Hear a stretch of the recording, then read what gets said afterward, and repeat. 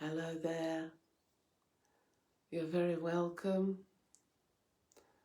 This is our second Travel Tales. We had 10 episodes of my journeys around Southwest Ireland, and now we're going to have the American road trip.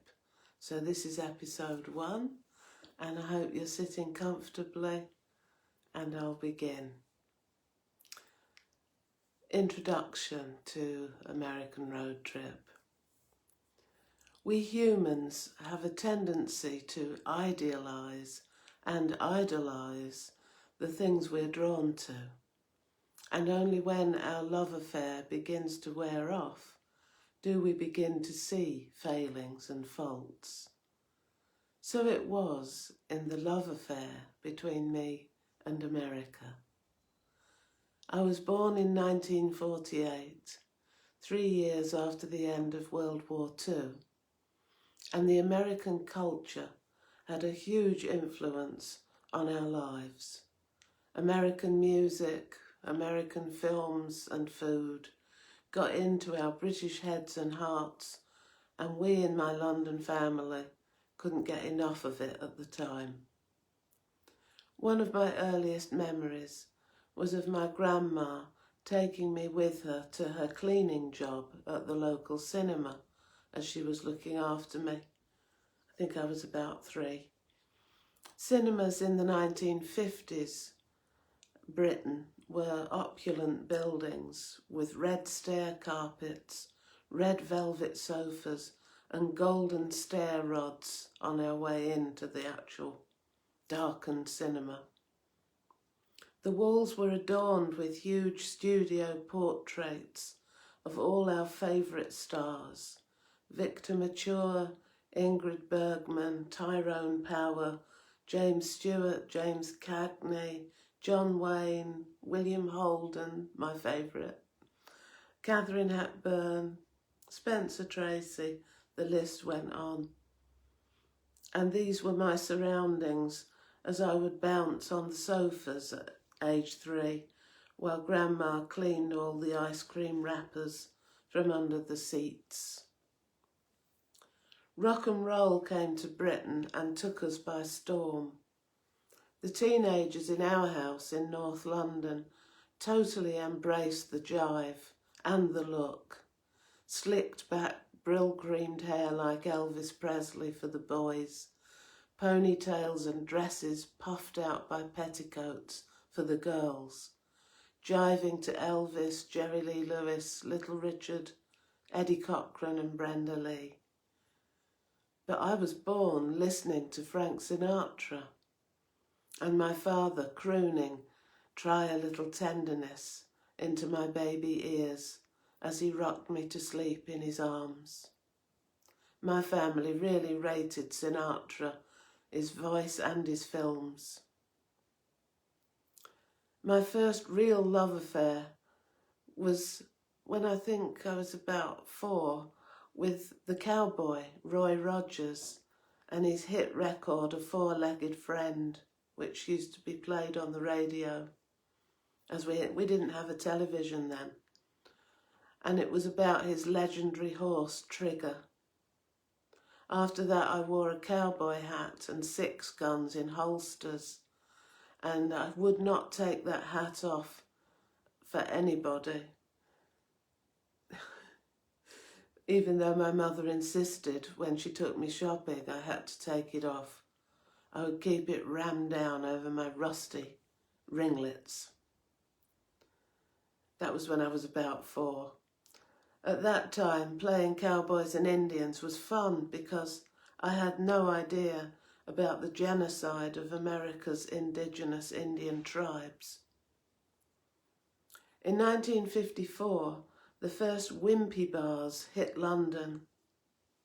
I had never heard of or tasted a burger in a bun before, nor had a thick milkshake with a fat straw. But British teenagers thought it was unbelievably cool at the time. Later, my idolatry of Elvis's early music led me to his blues and gospel roots, and I turned on to black music because of him initially, and I've loved the blues ever since.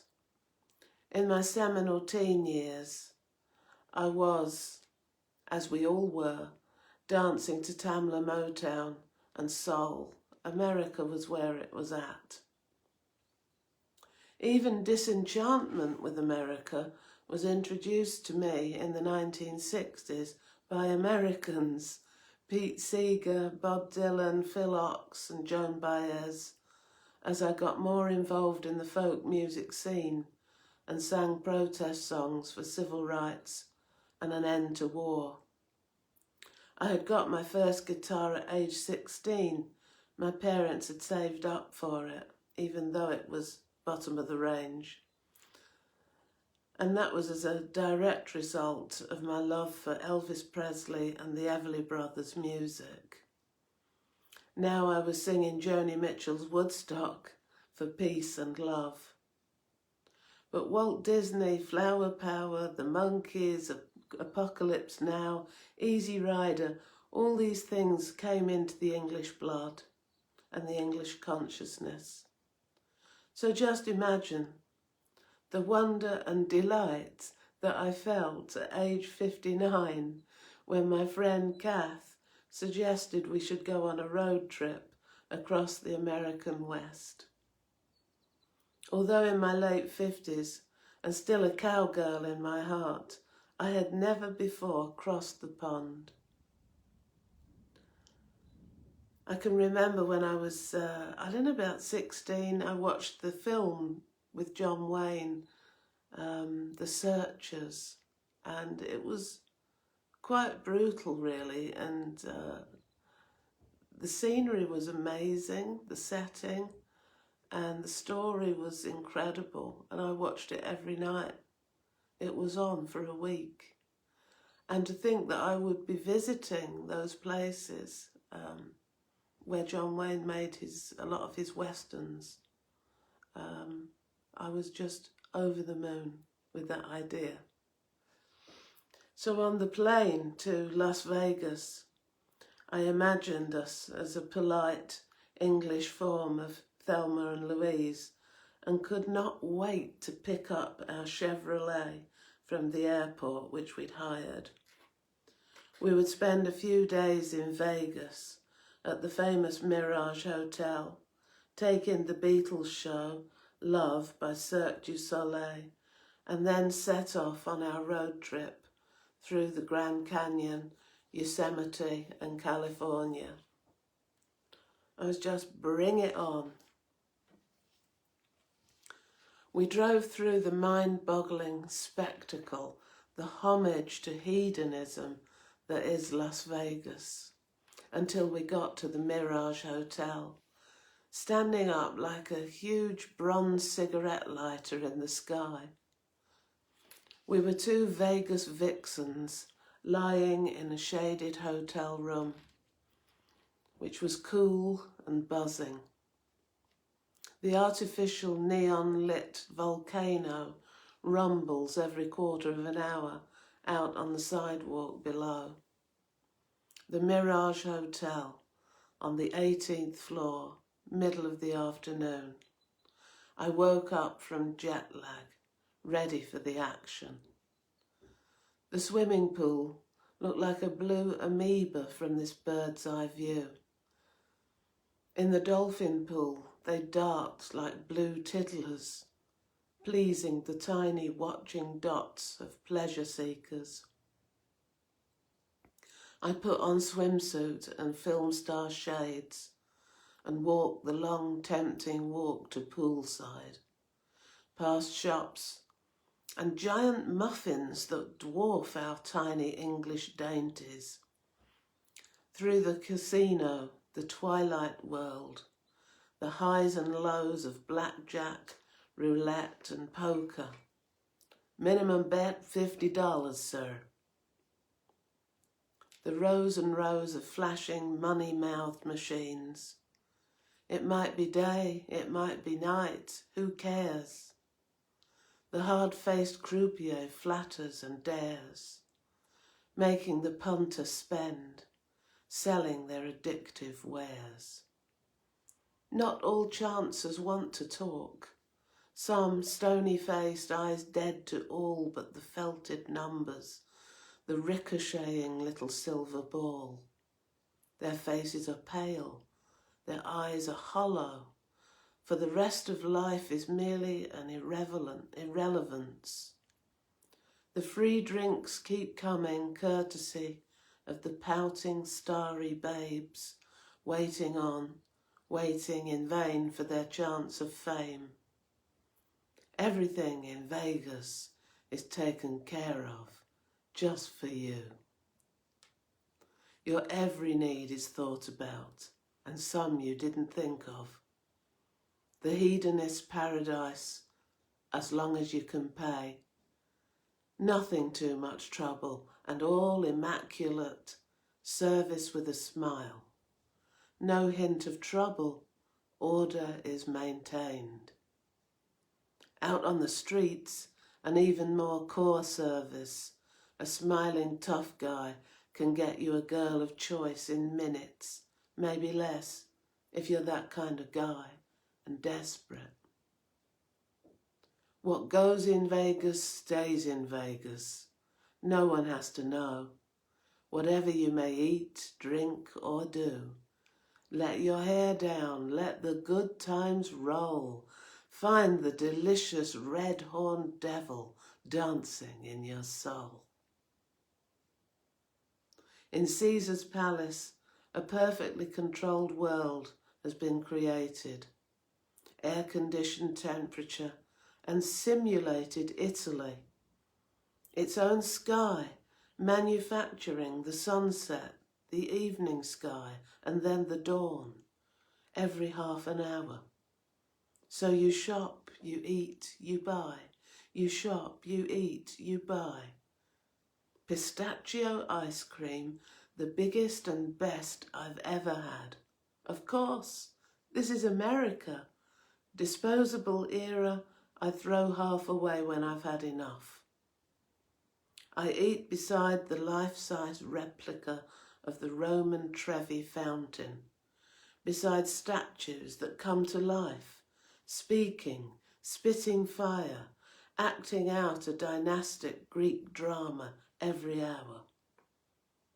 The wooden Trojan horse stands 30 feet high by a toy store that children's dreams are made of. I stand dwarfed by one huge wooden hoof, and suddenly a great click and whir. Its mighty head is moving, its eyes are turning, red, purple, blue. I leap away like a scolded cat as its giant mechanical mane flashes.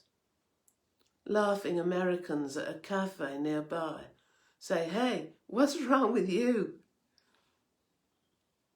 Back out on the sidewalk, the desert sun is fierce, unmerciful.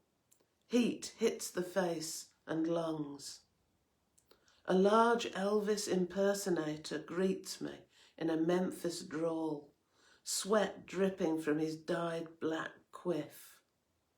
How is a white rhinestone jumpsuit in 100-degree heat?